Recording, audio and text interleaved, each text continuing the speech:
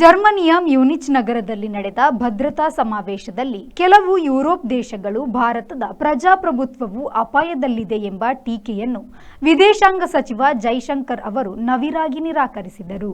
Norway ಪ್ರಧಾನಿ Jonas Gahr Store, USA senator Elissa Slotkin, ವಾರ್ಸಾದ mayor Rafal Trzaskowski ಅವರು ಭಾರತದ ಪ್ರಜಾಪ್ರಭುತ್ವವು ಅಪಾಯದಲ್ಲಿದೆ. ಮತ ರಾಜಕಾರಣಕ್ಕೆ ಯಾವ ಮಟ್ಟಕ್ಕೂ ಇಳಿಯುವ ಹಂತದಲ್ಲಿ ಪ್ರಜಾಪ್ರಭುತ್ವವನ್ನು ಕೋಟೆ ಕಟ್ಟಿ ಮರೆ ಮಾಡಲಾಗಿದೆ ಎಂದು ಅಭಿಪ್ರಾಯಪಟ್ಟರು.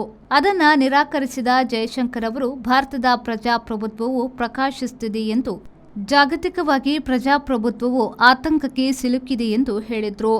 ಪಾಶ್ಚಾತ್ಯ ಪ್ರಜಾಪ್ರಭುತ್ವ ಎಂಬುದನ್ನು ಅಷ್ಟರಲ್ಲಿ ಹಿಡಿದಿಡಲಾಗದು.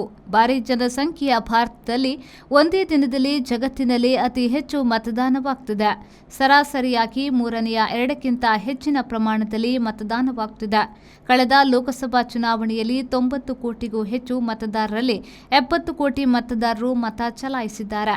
ಹಾಗಾಗಿ ನಮ್ಮ ಪ್ರಜಾಪ್ರಭುತ್ವ ಅಪಾಯದಲ್ಲಿಲ್ಲ, ಸುರಕ್ಷಿತವಾಗಿದೆ ಎಂದು ಅವರು ಹೇಳಿದರು. ಪೂರ್ಣ ಭರವಸೆಯ 10,100 ಕೋಟಿ ರೂಪಾಯಿ ವ್ಯವಹಾರ. ಸಹಕಾರ ರತ್ನ ಡಾಕ್ಟರ್ ಎಂಎನ್ ರಾಜೇಂದ್ರ ಕುಮಾರ್ ಅವರ ಅಧ್ಯಕ್ಷತೆಯಲ್ಲಿ ಅಭಿವೃದ್ಧಿಯ ಪಥದತ್ತ ಸಾಗುತ್ತಿದೆ ಎಸ್ಸಿಡಿಸಿಸಿ ಬ್ಯಾಂಕ್. 19 ಬಾರಿ ರಾಜ್ಯ ಅಪೆಕ್ಸ್ ಬ್ಯಾಂಕ್ ಪ್ರಶಸ್ತಿ, 18 ಬಾರಿ ನಬಾರ್ಡ್ ಪ್ರಶಸ್ತಿ ಪಡೆದ ರಾಜ್ಯದ ಬ್ಯಾಂಕ್. ಎಸ್ಸಿಡಿಸಿಸಿ ಬ್ಯಾಂಕ್ ಜನೋಪಯೋಗಿ ಸಾಲ ಯೋಜನೆಗಳು, ಕೃಷಿ, ಹೈನುಗಾರಿಕೆ, ವ್ಯಾಪಾರ ಉದ್ದೇಶಗಳಿಗೆ ಸಾಲ, ಸ್ವಸಹಾಯ ಗುಂಪುಗಳಿಗೆ ವೇತನಾಧಾರಿತ ಸಾಲ, ಕೈಗಾರಿಕೆ ಮತ್ತು ಸೇವಾ ಘಟಕ ವಾಸ್ತವ್ಯದ ಮನೆ ಸಾಲ ಸೌಲಭ್ಯ, ಚಿನ್ನಾಭರಣ, ಈಡಿನ ಸಾಲ, ವಾಹನ ಸಾಲ, ಶಿಕ್ಷಣ ಸಾಲ, ಆಕರ್ಷಕ ಬಡ್ಡಿ ದರದಲ್ಲಿ ತಕ್ಷಣ ಸಾಲ ಮಂಜೂರು.